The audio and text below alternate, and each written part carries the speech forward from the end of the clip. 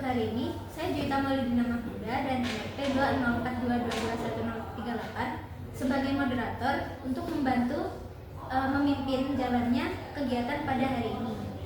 Jadi di sini akan dari masing-masing mahasiswa, yang pertama ada Mbak Yus, yang kedua ada Mbak Rani, untuk menjelaskan masing-masing materinya yang telah dirancang. Yang pertama ada termografi dan yang kedua ada tribologi.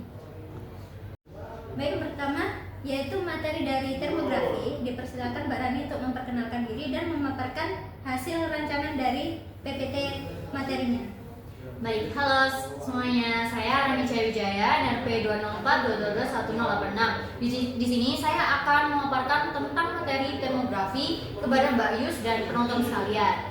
Di sini yang pertama mungkin Mbak Yus bisa melihat PPT di sini.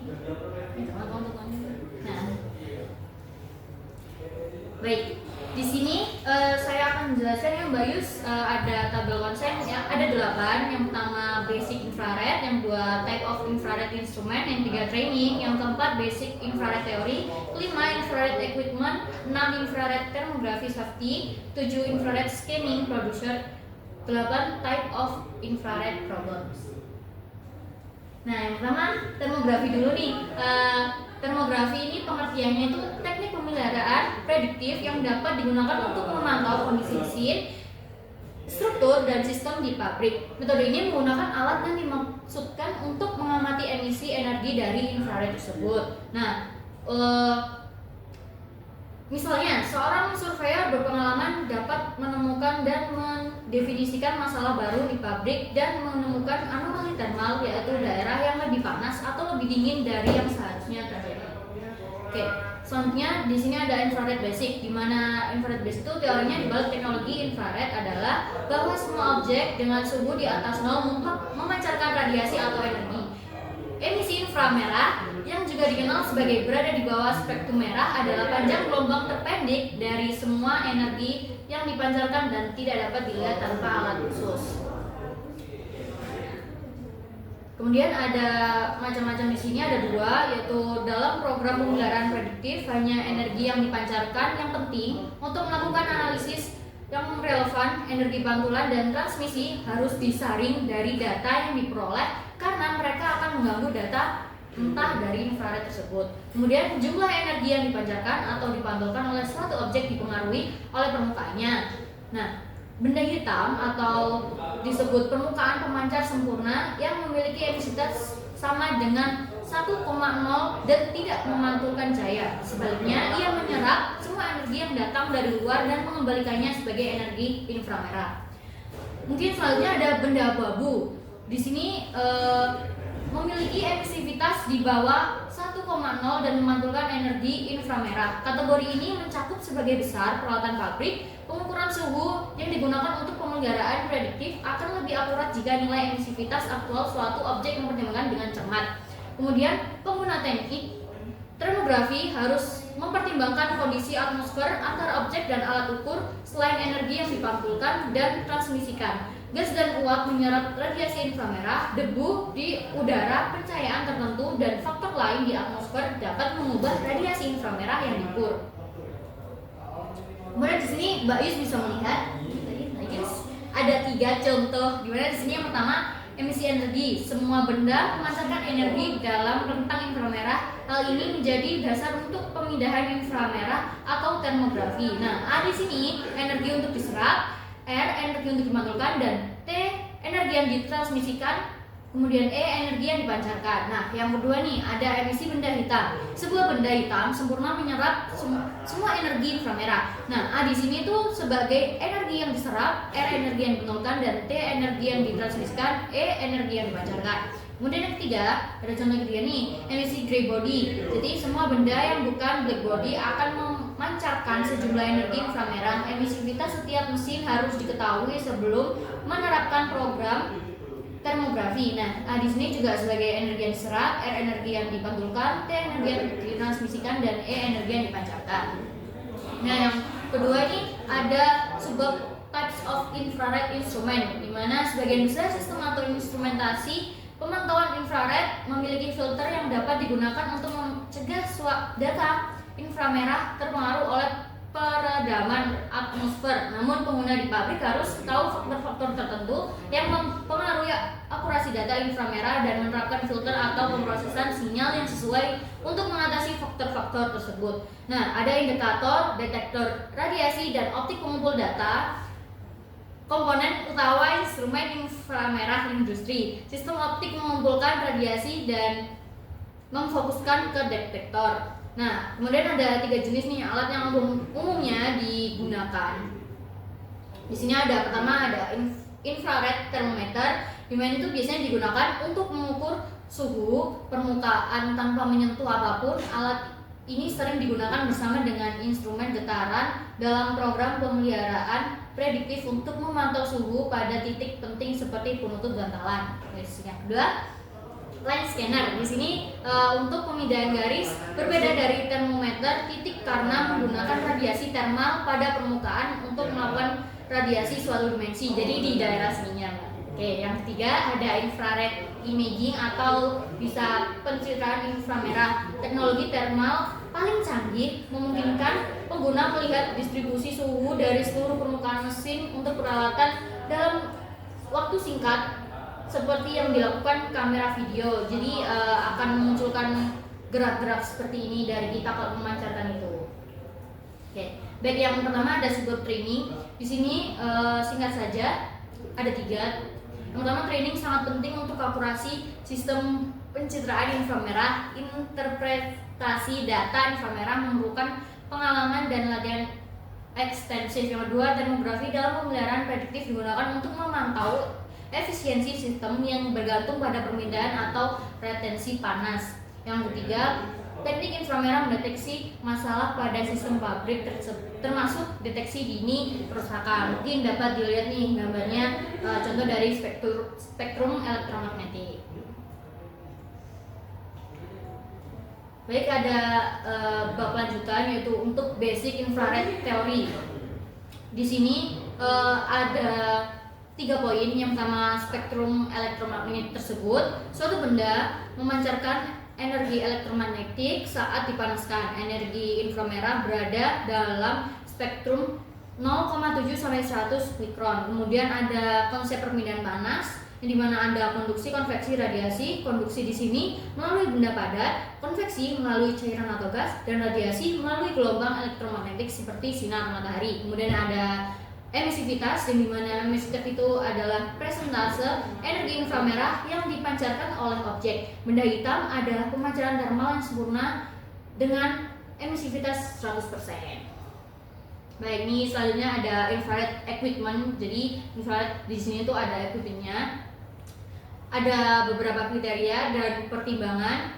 Yang pertama, kriteria itu portabilitas, yaitu ukuran dan berat alat sesuai kebutuhan lapangan. Kemudian ada easy of use, kemudian dalam penggunaan tanpa perlu pelatihan. Yang ketiga, kualitatif dan kuantitatif, deteksi panas, mengukur suhu atau rentang suhu. Keempat, lingkungan operasi, yaitu suhu maksimum dan minimum untuk operasional. Kelima, ada panjang gelombang, ada panjang 8 sampai 14 dan pendek 2 sampai 206. Kemudian ada baterai, daya tahan, ukuran, waktu pengisian, jumlah baterai cadangan. Kemudian ada lensa tambahan, apakah tersedia dan cocok nih dengan aplikasi. Terus monitor, perlu monitor langsung atau yang 8 piece atau keduanya. Kemudian ada output, jenis outputnya itu ada gambar dengan analog atau digital. Kemudian ada softwarenya, membuat rekap report, simpan hasil pengukuran, edit suhu, dan kategorisasi. Kemudian ada subbab infrared thermography safety, di mana di sini tuh kita harus melihat nih safety-nya tuh gimana. Yang pertama, mematuhi semua aturan keselamatan industri. Kedua, memberitahu personel area sebelum mulai inspeksi. Ketiga, libatkan teknisi listrik yang berwenang untuk membuka dan menutup panel. Yang keempat, sebisa mungkin lakukan inspeksi saat alat beroperasi normal dan terlihat langsung. Kelima, jika terdapat interlock tanpa mekanisme bypass, matikan alat sebelum membuka covernya. Nah, kemudian ada subbab nih, infrared scanning producer. Mungkin bisa dilihat di sini nih contoh gambarnya, Mbak Yus. Nah, inspeksi infrared merah ini bertujuan untuk mengidentifikasi dan mendokumentasi masalah pada sistem listrik dan mekanis. terutama pada sambungan tembaga atau aluminium, yang dimana sambungan yang berukuran sesuai seharusnya tidak tampak lebih panas dibandingkan konduktornya. Nah, jika ditemukan masalah, sambungan harus dibongkar, dibersihkan, dirakit ulang atau diganti sesuai kebutuhan dari alatnya tersebut. Kemudian di sini ada types of infrared problem. Di sini ada inspeksi termografi inframerah dapat mendeteksi 3 jenis masalah pada sistem listrik atau mekanis. Di sini ada 3. Di mana kelongsoran mekanis itu sambungan yang longgar menyebabkan panas berlebihan, kemudian masalah beban, ketidakseimbangan beban antar fase menyebabkan panas berlebih. Yang 3, kegagalan komponen yang rusak menjadi sumber panas. Kemudian di sini ada contoh nih, ada 4 contoh, yang dimana pertama mechanical loudness. Ini tuh kelonggaran mekanis yang masalah thermal paling umum pada sistem listrik akibat sambungan yang longgar yang menyebabkan kontak buruk dan thermal stres akibat siklus pemanasan bendingan berulang seperti pada klip keringnya. Sambungan longgar deteksi sebagai titik panas melalui pengukuran suhu akurat atau isotherm. Jadi pada bagian ini dan bagian ini yang Mbak Yus ya. Di sini ada mechanical loudness-nya. Kemudian yang pertama itu yang kedua itu komponen failure, yaitu kegagalan komponen terjadi ketika komponen seperti sekering menjadi sumber panas akibat kerusakan. Misal sekering yang mengalami stres panas dalam sistem 3 fase tampak lebih panas dibandingkan sekering lainnya. Jadi pasti ada percikan api atau kegagalan tersebut pada alatnya, itu bisa dapat lihat gambar seperti ini. Kemudian yang ketiga ada common problems found and what to scan. Ini tuh panduan tentang yang harus dipindai saat survei inframerah untuk mendeteksi masalah umumnya. Masalah umumnya itu ada 4, yaitu pusat kontrol motor dan distribusi, yang kedua switchgear sekunder utama, yang 3 panel distribusi pemutus sirkuit, dan keempat bus tube. Kemudian ada lainnya ini contoh dari common problem found and what to scan. Itu ada motor, trafo berisinya, trafo tipe yang kering, terus busing trafo, terus kapasitor, kemudian switchgear yang tegangan tinggi, kemudian saklar pemutus beban, sekring, kemudian pemutus sirkuit, dan konduktor. Mungkin sekian penjelasan dari saya ya mengenai termografi, dan Mbak Yus dan penonton mungkin sudah menyerap ilmunya nih. Mungkin ada pertanyaan, bisa langsung diomongkan. Baik, terima kasih kepada Mbak Rani atas pemaparan materinya. Dari Mbak Yus, apakah ada pertanyaan terkait termografi? Oke. Jadi tadi Mbak Rani banyak banget nih bahas terkait black body sama grey body. Nah, aku kurang paham nih terkait hal itu. Sebenarnya apa sih perbedaan antara black body sama grey body itu, Mbak Rani? Oke, di sini aku bakal jelasin sesuai yang aku paham sama slide yang aku sudah buat ya. Jadi black body itu benda hitam yang dimana permukaan ideal yang menyerap seluruh energi yang mengenai dan memancarkan kembali semua energi tersebut tanpa pantulan. Jadi menyerap terus habis itu mengenai memancarkan kembali itu tanpa dipantulin. Kemudian untuk emisinya itu 1,10. Nah, kalau yang grey body itu bendanya itu abu-abu. Ini enggak benar-benar hitam, jadi memiliki emisivitas kurang dari 1,0 karena sebagian energi dipantulkan sebagai besar peralatan industri termasuk dalam kategori grey body. Itu Mbak Yus. Paham. Dari Mbak Yus, apakah ada feedback pada Mbak Rani? Apakah ada pertanyaan lagi mungkin? Pertanyaan lagi ya mungkin Mbak Moderator ya? Ya, boleh. Oke. Jadi pertanyaan lanjutan nih Mbak Rani. Sebenarnya tadi udah dijelaskan nih, tapi aku kayaknya kurang nangkep aja. Jadi pertanyaannya itu, sebutkan 3 jenis utama masalah yang dapat dideteksi dengan termografi infrared ini dalam sistem listrik atau mekanis, terserah lah pokoknya gitu. Oke, mungkin saya jawab semua aman saya saja ya, gitu. dari bukunya Pak Ija. Nah, di sini tuh biasanya ada 3 jenis permasalahan utama yang dideteksi. Yang pertama itu dari pelonggaran mekanisme itu tersebut, terus kegagalan komponennya, dan yang 3 masalah beban atau ketidakseimbangan. Ya, dari kelonggaran mekanisme itu ada sambungan longgar menyebabkan panas berlebihan. Jadi di situ ada pelonggaran mekanisme akibat panasnya. Kemudian kegagalan komponen itu seperti sekring menunjukkan suhu lebih tinggi dari komponen lainnya. Jadi di situ ada pemanasan di situ, jadi ada kegagalan komponen akan menyebabkan percikan api-api itu. Kemudian yang ketiga, masalah beban atau ketidakseimbangan. Itu biasanya fase listrik atau kabel paralel itu tidak berbagi beban secara merata. Jadi bebannya di sini terlalu berat, di sini tuh bebannya terlalu ringan. Jadi itu nggak seimbang gitu. Mbak Yus, mungkin dari saya cukup mengetahui 3 hal tersebut sih. Bang. Cukup complicated ya Mbak Rania. Ya. Dari Ada- saya mungkin cukup segitu Bapak Moderator. Dari Mbak Rani? Sudah cukup. Oke. Baik, karena dari materi termografi sudah dijelaskan oleh Mbak Rani dan Mbak Is sudah bertanya terkait materi yang telah disampaikan oleh Mbak Rani. Selanjutnya untuk materi tribologi akan disampaikan oleh Mbak Yus. Dipersilakan. Halo teman-teman, perkenalkan saya Yusmitra Segar dengan NRP 20422210068. Di sini saya akan memberikan pemaparan materi terkait tribologi kepada Mbak Rani dan juga teman-teman nih. Oke. Jadi apa sih tribologi itu? Jadi tribologi adalah ilmu yang membahas interaksi antara pelumas, bantalan dan komponen berputar pada mesin. Di sini saya ada dua pembahasan utama Mbak Rani. Yang pertama yaitu lubricating oil analysis dan juga setting up an effective program. Nah, untuk lubricating oil analysis ini pada predictive maintenance ini sangat diperlukan karena menjadi bagian yang penting. Di sini ada 4 dalam lubricating oil analysis. Yang pertama yaitu oil analysis test, selanjutnya wear particle analysis, fluorography, dan yang terakhir oil analysis cost and uses. Nah, yang pertama dulu kita bahas ya Mbak Rani. Yang pertama yaitu oil analysis test. Secara umum sih oil analysis test ini untuk menguji kayak sampel-sampel dari oli ini. Yang diuji apa aja sih Mbak Rani? Sebenarnya yang diuji itu ada viscosity atau kekentalan. Dalam analisis viscosity oli yang digunakan dibandingkan dengan oli baru untuk melihat apakah oli terlalu encer atau terlalu kental. Yang selanjutnya yang diuji itu fuel dilution atau pengenceran oli oleh bahan bakar. Dalam mesin pengenceran oli oleh bahan bakar ini dapat melemahkan kekuatan lapisan oli, kemampuan penyegelan, dan daya pembersihan. Selanjutnya ada contamination, yaitu kontaminasi oli oleh air atau coolant dapat menimbulkan masalah besar dalam sistem pelumasan karena dapat menurunkan kualitas pelumas dan mempercepat kerusakan komponen.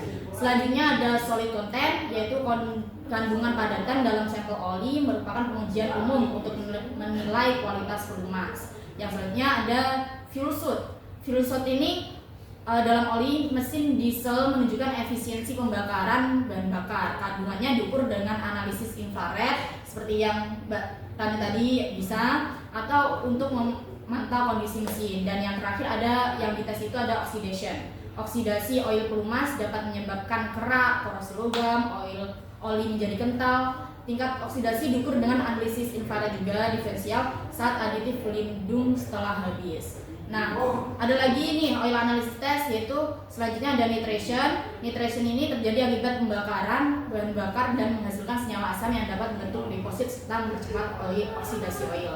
Selanjutnya ada total acid tan atau tan keasaman oli menunjukkan jumlah zat asam dalam sampel oli. Karena oli baru mengandung aditif, perbandingan harus dilakukan dengan oli baru sejenis dan dianalisis secara berkala. Kemudian ada total base number atau TBN, angka basa atau TBN menunjukkan kemampuan oli untuk menetralkan keasaman. TBN yang rendah bisa disebabkan oleh oli yang tidak sesuai. Selanjutnya ada particle count atau angka basa TBN menunjukkan kemampuan oli untuk menetralkan keasaman. TBN yang rendah bisa disebabkan oleh oli yang tidak sesuai. Kemudian ada spectrographic analysis, di mana analisis spektrografi ini memungkinkan pengukuran cepat dan akurat unsur-unsur dalam oli seperti logam aus, kontaminan, dan aditif. Namun teknik ini tidak dapat menentukan secara spesifik jenis kerusakan mesin Mbak Rani. Jadi sehingga perlu didukung oleh metode lain dalam program pemeliharaan prediktif. Nah, tadi kan ada lagi nih oil lubricating itu ada wear particle analysis atau analisis kausan. Jadi dalam wear particle analysis ini biasanya dilakukan dalam dua tahap. Yang pertama yaitu pemantauan rutin dan tren kandungan padatan dalam oli yang menunjukkan kondisi mekanis mesin. Yang selanjutnya yang kedua yaitu analisis mendetail terhadap partikel-partikel tersebut di setiap sampel oli. Nah, kita bahas dulu yang tipe-tipe dari kausan ya. Di sini ada 5 jenis kausan berdasarkan klasifikasi partikel. Yang pertama ada Rubin wear, di mana rubbing wear ini keausan geser normal pada mesin yang terjadi saat permukaan aus mengalami proses break-in dan membentuk lapisan pelindung unit. Selama lapisan ini stabil, keausan berjalan normal. Namun jika lapisan tersebut hilang lebih cepat daripada terbentuk, laju keausan akan dan ukuran partikel aus meningkat. Nah, yang selanjutnya ada cutting wear particles, di mana cutting wear particles ini terjadi saat permukaan keras menggores permukaan lunak atau kontaminan abrasif memotong permukaan lain. Partikel ini tidak normal dan menunjukkan masalah serius, terutama jika ukurannya besar dan jumlahnya meningkat. Nah, selanjutnya ada rolling fatigue. Rolling fatigue ini terjadi pada bantalan menghasilkan partikel spall, bulat, dan laminar. Peningkatan partikel spall menandai kerusakan awal, sedangkan partikel laminar meningkat saat kelelahan mulai terjadi. Nah, yang keempat ada severe sliding wear, di mana severe sliding wear ini terjadi akibat beban atau panas berlebih pada sistem roda gigi, menyebabkan partikel besar terlepas dan mempercepat keausan. Jika stres terus meningkat, permukaan bisa rusak total dan menyebabkan gagalan besar. Jadi ini sangat berbahaya, kan? Nah, dan yang terakhir ini ada combined rolling and sliding wear, di mana combined rolling and sliding wear ini terjadi pada sistem roda gigi akibat roda kontak bergerak. Jadi menghasilkan partikel besar atau retak kelelahan. Scuffing muncul karena beban atau kecepatan lebih yang merusak lapisan pelumas dan menyebabkan keausan cepat pada seluruh roda gigi. Nah, selanjutnya yang dibahas ini ada ferrografi, Mbak Rani. Sebenarnya ferrografi itu apa sih? Ferrografi itu teknik analisis mirip spektrografi dengan dua perbedaan utama, yaitu menggunakan medan magnet untuk memisahkan kontaminan, bukan pembakaran sampel. Terus terbatas pada partikel ferros atau magnetik. Keunggulan dari teknik ferrografi ini ada 3. Yang pertama, dapat memisahkan kontaminan partikel lebih besar dari 10 mikron. Selanjutnya, analisis normal dapat menangkap partikel hingga 100 mikron. Dan yang terakhir, memberikan representasi lebih baik dari total kontaminasi oli dibanding spektrografi. Nah, untuk oil analysis cost dan uses ini ada 3 keterbatasan utama analisis tribologi. Yang pertama ada biaya peralatan terlalu tinggi untuk pengujian implant, ada lagi akuisisi sampel oli yang akurat, dan interpretasi data. Untuk struktur biayanya sendiri, dari sistem spektrografi mikroprosesor diperlukan sekitar $30.000 sampai $60.000. Nah, selanjutnya ada analisis laboratorium sederhana, itu membutuhkan sekitar $20 sampai $50 per sampel, mencakup viskositas, flash point, full content, insoluble, stand, TBN, full content, water content. Nah, selanjutnya ada analisis detail, ini membutuhkan sekitar $150 per sampel. Nah, tantangan dalam sampling ini, sampling bukan sekedar membuka port atau mengambil sampel, jadi lebih rumit lagi, tidak sekedar membuka atau mengambil, tapi harus mempresentasikan dari kondisi sebenarnya. Contoh kasusnya seperti filter oli bulir gear kompresor. Yang pertama itu sampel dari sisi bersih versus reservoir menunjukkan hasil yang berbeda. Yang selanjutnya, lokasi sampling sangat mempengaruhi representatif. Nah, untuk persyaratan sampling yang tepat itu yaitu ada sistem sirkulasi, seperti sampel diambil dari pelumas kembali ke reservoir sebelum filtrasi, terus hindari pengambilan oil dari dasar sump atau endapan material, terus gunakan reverse liners ke reservoir sebagai sumber sampel. Untuk frekuensi sampel sendiri ada 3, Mbak Rani, yaitu mesin kritis setiap 25 jam operasi, kemudian mesin industri kontinu bulanan, kemudian mesin beban ekstrim. Untuk setting up an effective program, ini yang terakhir yang kita bahas, Mbak Rani. Jadi ada realitas program analisis oil, yaitu banyak pabrik yang menginvestasikan jutaan dolar dengan sedikit atau tanpa return finansial. Kemudian analisis gratis dari OEM atau produsen pelumas sering tidak efektif. Nah, selanjutnya masalah utamanya itu kurang pengetahuan, bukan kemampuan laboratorium. Penyebab kegagalannya sendiri itu apa saja, Mbak Rani? Ini ada 4, Mbak Rani. Yang pertama, ketidakmampuan mengubah data menjadi informasi berguna. Kemudian, gagal memahami kebutuhan dan karakteristik operasi equipment. Kemudian, informasi yang bertentangan dari supplier equipment, laboratorium, dan produsen pelumas. Dan yang terakhir, kurangnya pemahaman tentang hubungan antara hasil tes dengan tindakan maintenance. Nah, untuk kunci keberhasilan dari program ini, yaitu tentunya yang pertama itu desain equipment, kemudian karakteristik pelumas, selanjutnya lingkungan operasi, dan yang terakhir hubungan hasil tes dengan tindakan yang diperlukan. Nah, dari itu perlunya persyaratan implementasi dalam program ini. Nah, syaratnya apa saja? Yaitu yang pertama, pelatihan staf dalam kimia dasar, interpretasi hasil tribologi, selanjutnya pemahaman mendalam tentang equipment requirement, selanjutnya sistem sampling yang konsisten dan representatif. Nah, yang selanjutnya ini dibahas equipment audit. Sebenarnya equipment audit ini merupakan proses evaluasi sistematis untuk memeriksa dan menilai kondisi kinerja suatu peralatan atau mesin. Hal tersebut, kenapa sih perlu dilakukan equipment audit ini? Karena sebagai informasi acuan dalam menetapkan target dan batasan peralatan, serta arahan untuk maintenance yang akan datang. Bagian-bagian dalam equipment audit ini yang pertama yaitu equipment critically, yang kedua equipment komponen dan system identification, terus operating parameter dan operating equipment evaluation. Nah, bagian dalam equipment audit yang selanjutnya yaitu operating environment, maintenance history, oil sampling location, new oil baseline, cooling water baseline, target and alarm, database development. Nah, selanjutnya ada lubrikan audit proses, di mana lubrikan audit proses ini merupakan proses inspeksi kondisi pelumas pada peralatan atau mesin dengan mengambil dan menguji sampel pelumas untuk validasi kondisi pelumas dan mencegah kerusakan mesin. Pada lubrikan audit proses ini ada requirement-nya, yaitu lubrikan requirement menentukan jenis dan jumlah pelumas yang diperlukan. Kemudian oil storage-nya menyimpan oli dengan baik di tempat yang aman. Kemudian wash oil mengelola oil bekas dengan benar. Kemudian supplier memilih pemasok pelumas yang andal. Kemudian handling and dispensing mengelola dan mendiskusikan oli dengan hati-hati. Nah, untuk baseline signature ini adalah proses pengumpulan menganalisis semua data yang diperlukan untuk menentukan kesehatan terkini dari peralatan dan pelumas terkait dengan alarm dan target yang diperoleh dari audit. Nah, untuk tahap-tahapannya yaitu yang pertama evaluasi peralatan seperti observasi, pencatatan tren kondisi operasi, kemudian ada pengambilan sampling seperti yang sudah dijelaskan tadi Mbak Rani, kemudian pengujian dan testing selama audit harus dilakukan untuk mendapatkan data yang menggambarkan kondisi pelumas dan peralatan. Selanjutnya ada pengujian khusus dan pencatatan data, dan yang terakhir tinjauan baseline signature, di mana setelah semua pengujian dilakukan, data ditinjau secara sistematis untuk mengidentifikasi akar penyebab potensi kerusakan. Nah, ini pembahasan terakhir yaitu terkait monitoring. Monitoring melakukan pengamatan untuk mendeteksi lebih awal tanda-tanda kerusakan pelumas dan peralatan serta perubahan lingkungan operasi. Data ini menjadi dasar pengambilan keputusan perawatan agar operasi tetap aman, andal, dan hemat biaya. Nah, yang pertama itu dalam monitoring ini ada rutin monitoring, yaitu monitor secara rutin. Kemudian rute pengambilan sampel dirancang agar teknisi dapat mengambil sampel secara aman saat peralatan sedang beroperasi penuh.